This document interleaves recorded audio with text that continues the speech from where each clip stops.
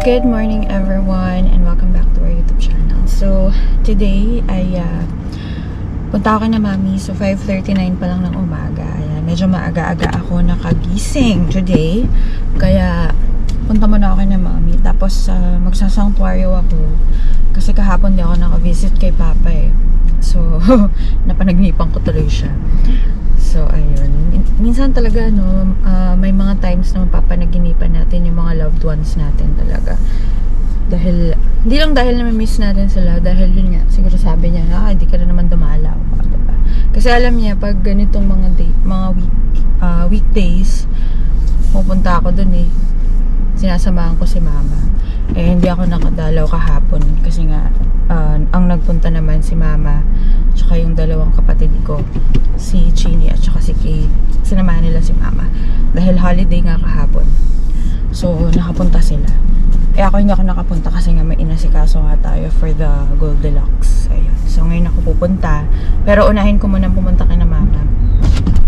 Magdadala rin ako ng kung ano man ang mga dadalhin. Yung malalagyan ng ulam, yun. Dalhin ko pala kay na mama. Ayan. See you later!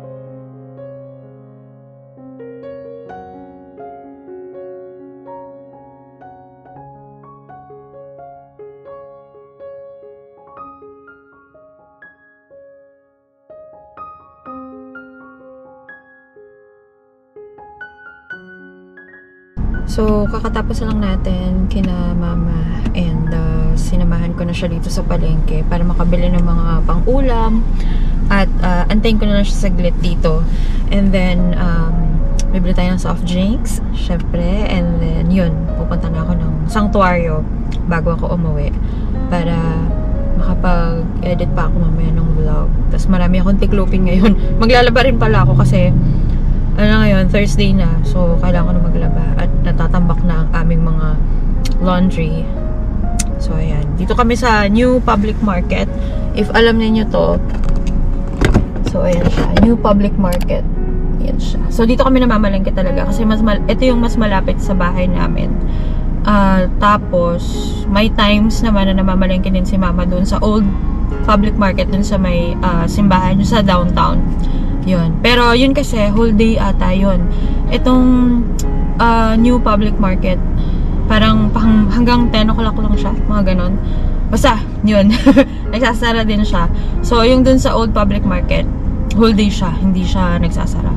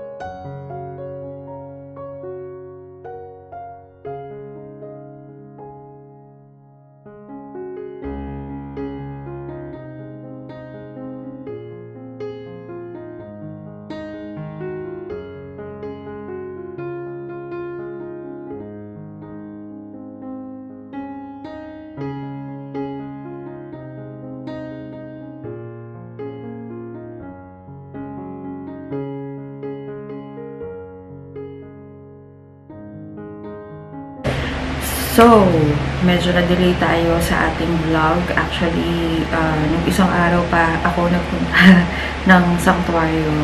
Today is Saturday and the last vlog was nung Thursday pa. So, hindi na ako nakapag-vlog kahapon. Ang dami ko kasi ginawa. May orders na pinoses ako. So, ayun. Anyway, ayun nga. So, we are almost on our first year of grief, of grieving for our father's loss. And ito ang na-share ko na video nito is actually every week kasi ako napupunta sa sanctuaryo. Every week I try to visit Papa. Si Mama twice a week siya nagpupunta. So kapag weekend and then kapag susunduin ko siya midweek, ganyan. So twice a week siya nagpupunta. Nung may pasok, halos twice or thrice a week ako nagpupunta kasi doon lang naman yung school ni Kuya Orion. So, tapat lang. Pagkalabas ko ng gate, ng exit, so, yun na, tapat na yung papunta ng sanctuaryo. And, ayun nga. So, sabi ko nga, yung pain hindi siya mawawala. Natututunan mo lang siya na, parang makakalakihan mo na yung pain. We are just thankful na at least adults na kami magkakapatid. Adults na kami lahat. And one thing na pinagpapasalamat ko rin ay yun nga na hindi nag-abroad si Papa, na naitaguyod niya kami lahat dito lang, na magkakasama kami lahat as a family. Kasi alam nyo, mas mahirap pala kapag hindi nyo kasama yung parents ninyo or hindi nyo kasama yung family ninyo every time, lalo na pag may mga special events. Alam nyo, last week, I think last week yun, yung meron akong friend sa Facebook. So, syempre hindi ko napapangalanan in respect. So, they lost their mom. Parang biglaan din. Kasi parang biglaan ko lang din na nakita yun. Tapos, they were actually abroad. So, their parents nandito sa Philippines. But sila, parang sila or what, parang silang magkakapatid or baka siya lang yun. Hindi kasi ako, syempre, hindi ko naman gaano alam yung buhay nila, diba? Hindi naman tayo marites. So, yun, parang siya and her family ay nagsettle abroad. So, kasi dun sa post niya, parang yun yung pinakamasakit na homecoming for her. Dahil nga, wala na yung mother niya. So, parang ako naisip ko bigla na buti na lang pala hindi kami nagsettle abroad or buti na lang pala si Papa, si Mama, hindi sila nag-work abroad. Kasi, during our lifetime na kami, mula nung bata kami, mula nung pinanganak kami, hanggang tumanda kami, kasama naman sila, magkakasama kami. Life may have been so tough kasi 5 kami na pinag-aaral nila. So, pero na-survive nila, na itaguyod nila kami without having to sacrifice na pupunta ng abroad. So, hindi kami mayaman. Both of my parents were working that time. So, si Papa ay nag-serve sa PNP. Si Mama naman ay private school teachers. And alam naman natin, di ba, kapag private school teachers, syempre, hindi rin ganun kalakihan ang salary dahil private nga. So, I am just so proud of them na hindi nila pinili na maghiwalay ng landas na yung isa mag-abroad to help out with the expenses. Dahil 5 kami. Guys, 5 kami. Ang dami nun. Ako nga 3 lang yung anak ko ngayon, pero naiisip ko na pag naiisip ko yung gastos namin, yung groceries, although magkaiba naman kasi ng panahon ngayon compared nung bata kami. Pero, syempre, yung panahon ngayon, syempre, mas matataas na yung salary ng mga tao compared nung bata kami, diba? Hindi naman natin alam. Ang mga salary lang siguro nun, mga basic salary. That time, baka hindi pa nga umaabot ng 10,000 pesos yung quincenas, diba? Or katapusan. So, I am just so proud of my parents kasi they were able to give us what we need. Minsan, sobra pa. Minsan, kahit gusto lang namin, na ibibigay nila. And, na hindi sila umaalis ng bansa, na hindi kami nagkakahiwa-hiwalay. Kasi siguro, yun yung isa sa magiging pinakamasakit sa mga anak yung hindi nila nakasama yung parents nila during their lifetime, during their younger years. Tapos, tatanda yung parents, magre-retire, and then, instead of na-enjoy na nila yung retirement nila, nag-aalala naman sila kasi yung parents nila nagkasakit na, and then, parang ang dami mong marirealize na sana pala, ang daming times na nawala na instead of you being together, all together, as a family, nung bata pa kayo, diba, nawala lahat ng yun. Ang daming mga milestones, ang daming mga events na na-miss ng isa sa mga parents or sometimes both parents working abroad, diba? Isa yun sa pinakamasakit na pwedeng mangyari sa atin, na tumatanda yung mga parents natin. Nung, alam niyo, nagkasakit si Papa, nung nag-resort kami, birthday ni Kuya Gillian tsaka ni Mama. So, may post ako about that, na sabi ko, nung bata kami, they were too busy working. So, napaka-busy nila. Hindi nila kami mabigyan ng time para makapag-relax or makapag-outing. Kasi, lalo na si Papa ay nagsuserve sa PNP. So, hindi basta-basta pwedeng mag-outing. Kasi lalo na kapag may mga special events or kung ano man. So, and then also, syempre, yung budget din ng family. So, instead of ipapang-outing mo, diba, ipoprovide mo na lang for the basic needs dahil 5 yung anak mo. Nag-aaral lahat. So, ayun. Sabi ko, it's time for us na ma-provide namin yung mga hindi nila nagawa noon for themselves. So, it's time for us to treat them. Ganyan, regaluhan sila ng mga gamit na alam mo magagamit nila dahil tumatanda na sila. So, time yung maibibigay, time na lang yung maibibigay mo sa kanila para makasama mo sila. Kaya, kung kayo na complete pa nga yung family, yung parents ninyo, ay bigyan nyo na lagi ng time. So, as much as possible, kung hindi kayo magkakasama sa bahay at malapit lang naman kayo, hindi naman kayo nasa ibang bansa, as much as possible, uwian nyo sila every weekend para nakikita nila kayo, nakikita nila yung mga apo nila. And ayun nga, a week from now, so next weekend, next Saturday, ay first year death anniversary na ni Papa. So, we are planning for a simple mass, tapos may padasal, and then a simple lunch for our family. Kaya, ipaplano ko na ngayon at dahil dyan, naalala ko na kailangan ko nga palang gumawa ng invitation para sa mga kamag-anak na ni Papa, sa mga kamag-anak namin, especially sa side ni Papa. So, ayan. Next week, I will update you. For sure, meron naman tayong video or vlog, short vlog about kung paano namin ginawa yun. So, ayan. Thank you so much for watching this video, and if you haven't subscribed yet on our channel, please consider subscribing. Like this video, and then if meron kayong mga ma-share about your grievances, about your grief, dapat pala meron mga support groups na ganun dito sa Philippines, sana, no? Yung grief support for moms, especially for yung mga families, or kahit just a mere grief support lang, no? Para sana, diba? Ayun, so, kasi merong iba nahihirapan to cope up with the pain. So, and see you on your next video. Bye!